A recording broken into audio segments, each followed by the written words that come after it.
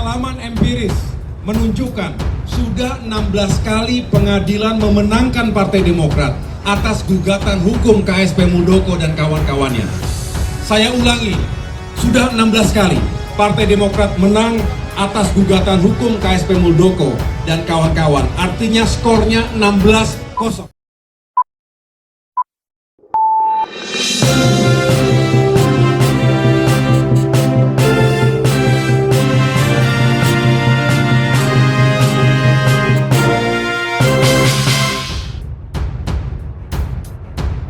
Ketua Umum Partai Demokrat Agus Harimurti Yudhoyono geram dengan upaya Kepala Staf Presiden atau KSP Muldoko yang ingin merebut kepemimpinannya di Partai Demokrat.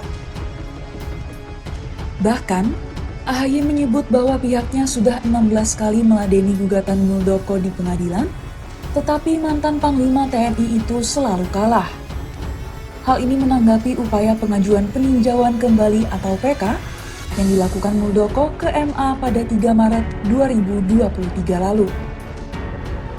Pernyataan tersebut disampaikan AHY di kantor DPP Partai Demokrat Jakarta Pusat pada Senin 3 April 2023.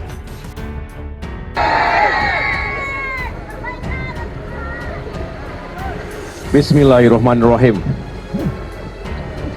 Assalamualaikum warahmatullahi wabarakatuh. Salam sejahtera untuk kita semua. Shalom. Om Swastiastu. Namo Buddhaya, salam kebajikan. Semoga kita di bulan suci Ramadan 1444 Hijriah ini senantiasa berada dalam lindungan Allah Subhanahu wa Ta'ala, Tuhan yang Maha Kuasa, dilimpahi kesehatan, kekuatan, dan keberkahan. Amin, amin ya Rabbal Alamin. Rekan-rekan wartawan dan para kader Partai Demokrat yang saya cintai dan banggakan, terima kasih atas kehadirannya di kantor Dewan Pimpinan Pusat Partai Demokrat di Posko Perubahan dan Perbaikan. Kami sengaja mengundang para jurnalis sekalian untuk menyampaikan perkembangan situasi politik terkini, utamanya soal kehidupan demokrasi kita.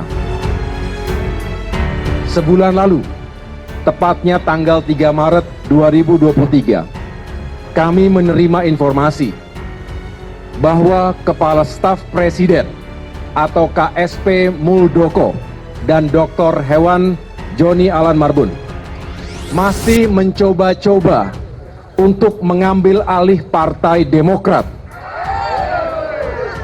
pasca KLB abal-abal dan ilegal yang gagal total pada tahun 2021 yang lalu. Kali ini mereka mengajukan peninjauan kembali atau PK di Mahkamah Agung.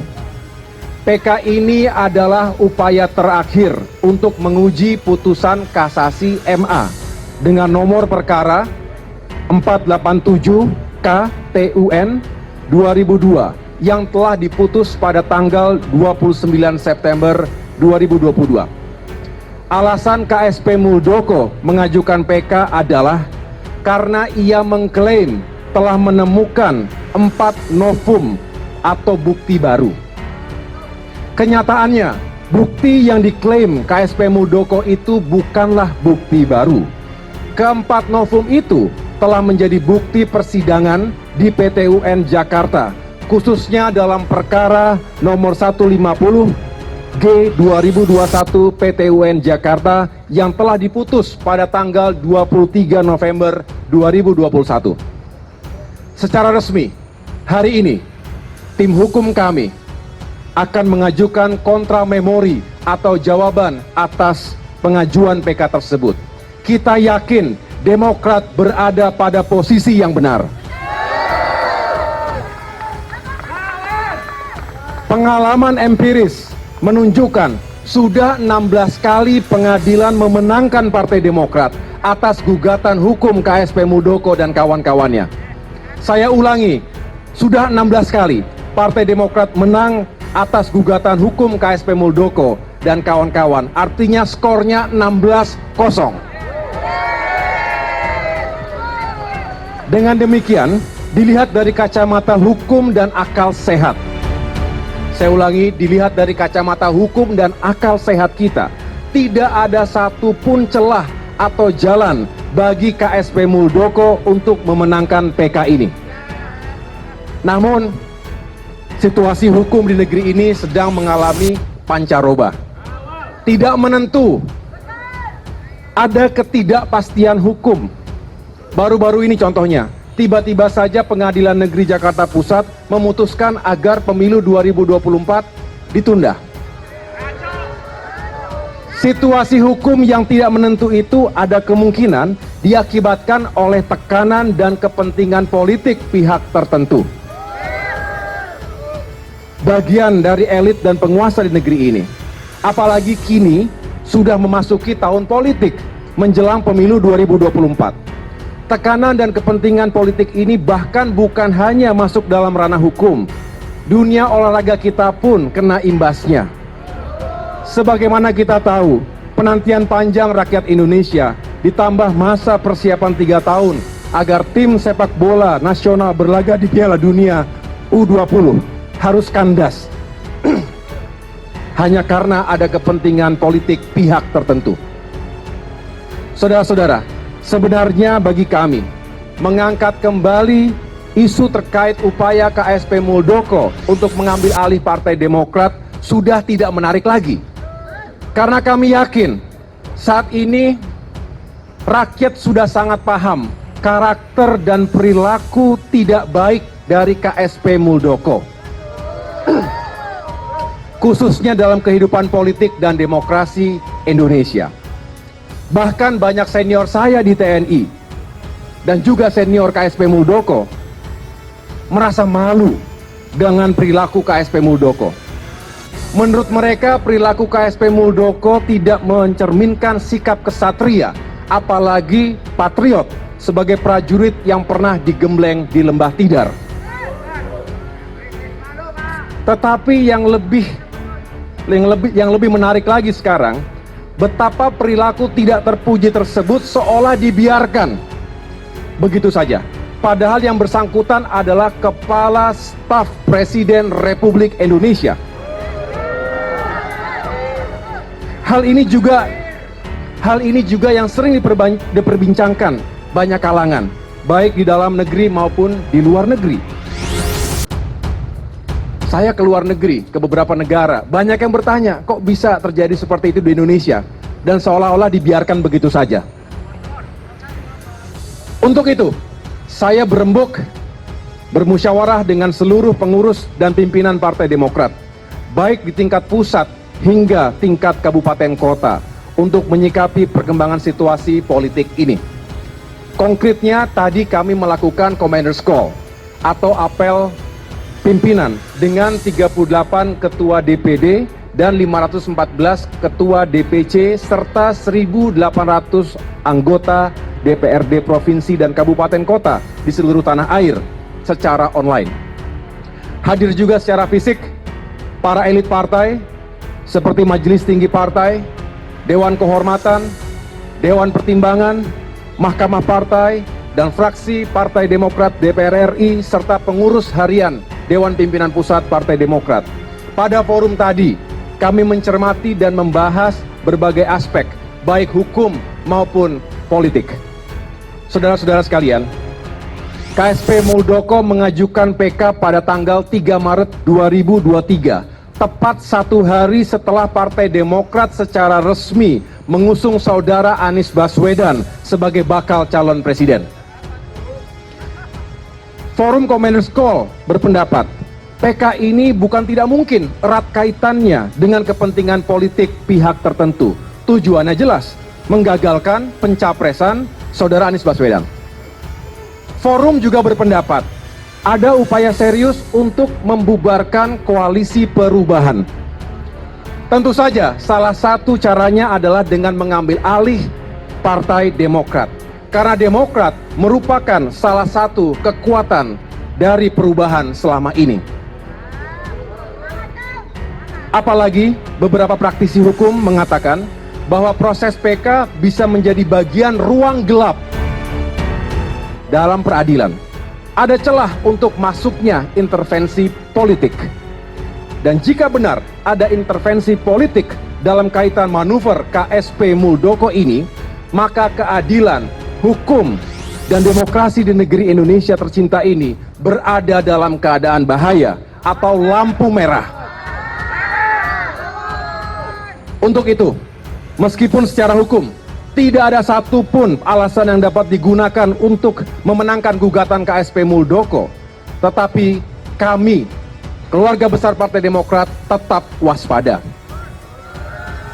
Dengan mempertimbangkan kemungkinan intervensi politik pada proses PK ini, maka Partai Demokrat membawa kasus ini ke ruang terang. Di samping para kader Demokrat di seluruh tanah air, kami memohon rakyat Indonesia untuk berkenan ikut monitor. Bahkan para ketua DPD dan ketua DPC di seluruh tanah air bersepakat untuk mengirimkan surat perlindungan hukum kepada Mahkamah Agung. Saya ulangi, kepada ketua Mahkamah Agung. Mereka ingin menunjukkan soliditas dan satu kesatuan komando dengan Ketua Umum dan Dewan Pimpinan Pusat Partai Demokrat di Jakarta. Mereka mengatakan kepada saya, kami tidak rela dan tidak sudi partai kami diambil alih oleh KSP Muldoko. Betul?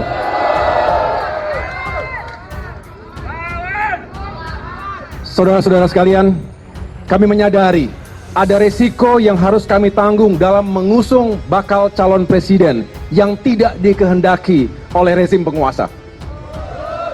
Bahkan sejak tahun lalu, perwakilan kami di tim kecil Koalisi Perubahan pun sudah menyampaikan resiko ini, bahwa bukan tidak mungkin sekelompok penguasa akan meradang dan KSP Muldoko akan mengajukan PK-nya untuk menghambat laju Koalisi Perubahan ini.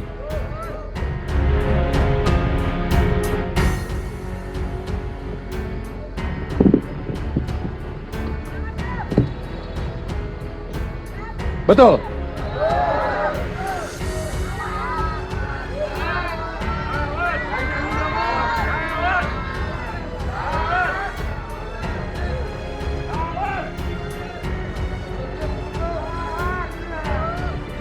Saya ulangi, sebetulnya sejak tahun lalu kita sudah mengingatkan ini bakal ada PK, tetapi pasti sangat politis.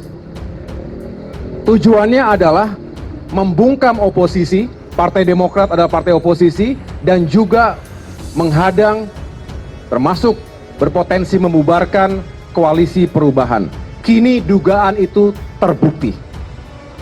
Tetapi kami, seluruh pimpinan, pengurus dan kader Partai Demokrat siap. Kami siap lahir dan batin. Siap semuanya? Kita siap untuk mempertahankan kedaulatan partai kita dengan segala cara, dengan segala sumber daya yang kami dan kita semua miliki. Tidak gentar sedikit pun, kita akan hadapi segala tantangan dan resiko yang ada di depan mata. Siap semuanya? Kesadaran ini semakin memperkokoh tekad dan semangat kami menjadi lebih giat memperjuangkan harapan rakyat. Banyak sekali persoalan rakyat yang harus dicari solusinya bersama. Inflasi meningkat, harga-harga kebutuhan pokok naik, sementara daya beli menurun, pendapatan juga menurun, angka pengangguran meningkat, kemiskinan semakin meningkat, hutang meroket.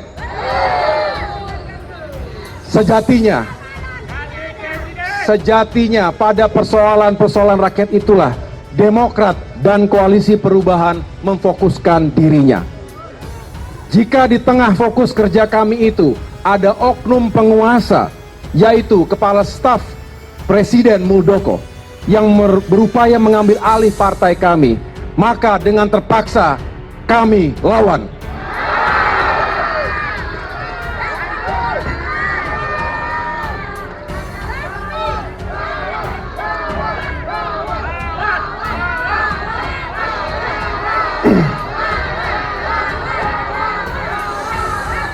Kami yakin Gusti Allah mboten sare. Tuhan tidak pernah tidur. Kebenaran yang hakiki tidak akan pernah bisa dimanipulasi. Jika terhadap perilaku oknum penguasa ini pun pimpinan negeri diam dan bahkan cenderung membiarkan, kami juga tidak akan pernah mengeluh. Ingat, pemegang kedaulatan tertinggi di negeri ini bukanlah individu, bukanlah sekelompok elit atau golongan, melainkan rakyat Indonesia. Maka kepada rakyat, kami meminta dukungan dan bantuan. Bersama rakyat, kami akan berjuang. Akhirnya, dengan memohon ridho Tuhan Yang Maha Kuasa, kami percayakan kepada tim hukum mewakili Partai Demokrat untuk menyerahkan kontra memori peninjauan kembali atau PK kepada Mahkamah Agung melalui PT UN Jakarta. Kepada para pengangku hajat hukum di Republik ini, dengan segenap kerendahan hati, kami mengetuk hati nurani dan akal sehat Yang Mulia. Semoga Yang Mulia istiqomah dan menolak segala bentuk intervensi politik agar kelak menghadirkan keputusan hukum yang berpegang teguh pada azas kebenaran dan keadilan. Demikian pernyataan pers saya. Terima kasih atas perhatian dan kebersamaan ini. Wassalamualaikum warahmatullahi wabarakatuh.